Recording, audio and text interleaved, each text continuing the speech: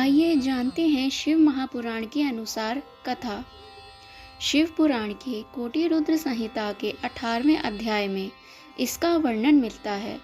ओंकारेश्वर ज्योतिर्लिंग को शिव महापुराण में परमेश्वर लिंग भी कहा गया है।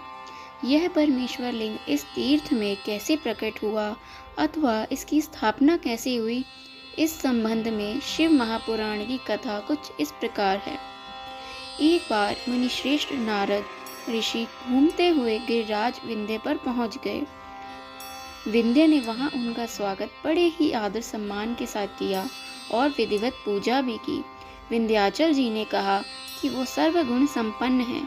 साथ ही कहा कि उनके पास किसी भी प्रकार की कोई कमी नहीं है, उनके पास हर प्रकार की संपदा है। इस प्रकार के भाव को मन में लिए विंध्याचल नारद जी के समक्ष खड़े हो गए। अहंकार नाशक श्री नारद जी विंध्याचल को अभिमान से भरी बातें सुनकर लंबी सांस खींचते हुए चुपचाप खड़े रहे। उसके बाद विंध्य पर्वत ने पूछा, आपको मेरे पास कौन सी कमी दिखाई दी? आपने किस कमी को देखकर ये लंबी सांस खींची है? नारद जी ने विंध्याचल को बताया कि तुम्हारे पास सब कुछ है, किंतु मेरू पर्वत तुमसे भी बहुत ऊंचा है। उस पर्वत के शिखरों का विभाग देवताओं के लोकों तक पहुंचा हुआ है। मुझे लगता है कि तुम्हारे शिखर के भाग वहां तक कभी नहीं पहुंच पाएंगे। इस प्रकार कहकर नारद जी वहां से चले गए। उनकी बात सुनकर विंध्याचल को बहुत पछतावा हुआ। वह दुखी होकर मन ही मन शोक करने लगा। उसने निश्चय किया कि अब वह विश्वनाथ भगवान सदाशिव की आराधना और तपस्या करेगा। इस प्रकार विचार करने के बाद वह भगवान शिव जी की सेवा में चला गया, जहाँ पर साक्षात ओंकार विद्यमान है। उस स्थान पर पहुंचकर उसने प्रसन्नता और प्रेम पूर्वक भगवान शिव जी के पार्थिव मूर्ति यानी मिट्टी का शिवलिंग बनाया और 6 महीने तक लगातार उसके पूजन में तन्मय रहा। वह भगवान शिव जी की आराधना पूजा करने के बाद निरंतर उनके ध्यान में मग्न हो गया और अपने स्थान से इधर उधर भी नहीं हुआ। उसकी कठोर तपस्या को देखकर भगवान शिव जी उस पर प्रसन्न हो गए। उन्होंने विंध्याचल को अपना दिव्य स्वरूप प्रकट कर दिखाया, जिसका दर्शन बड़े बड़े योगियों के लिए भी अत्यंत दुर्लभ होता है। सदाशिव भगवान प्रसन्नता पूर्वक विंध्याचल से बोले, हे विंध्य, मैं तुम पर बहुत प्रसन्न हूँ।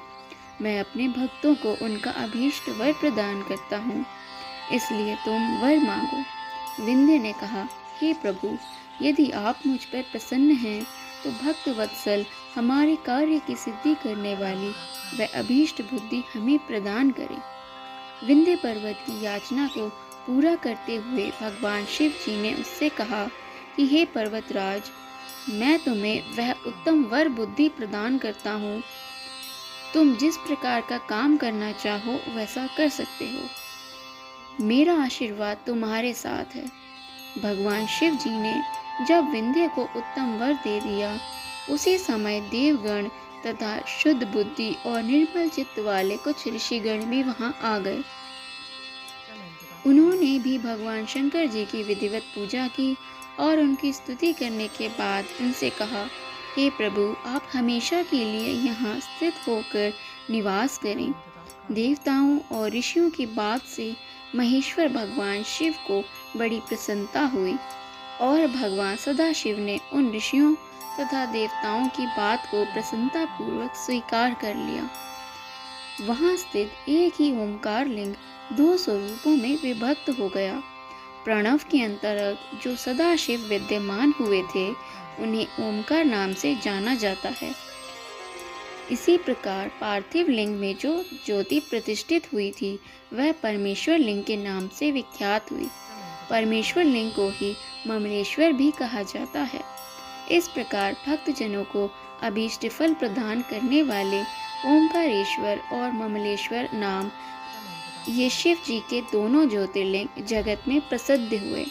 बोलो ओंकारेश्वर भगवान शंकर की जय। हर हर महादेव।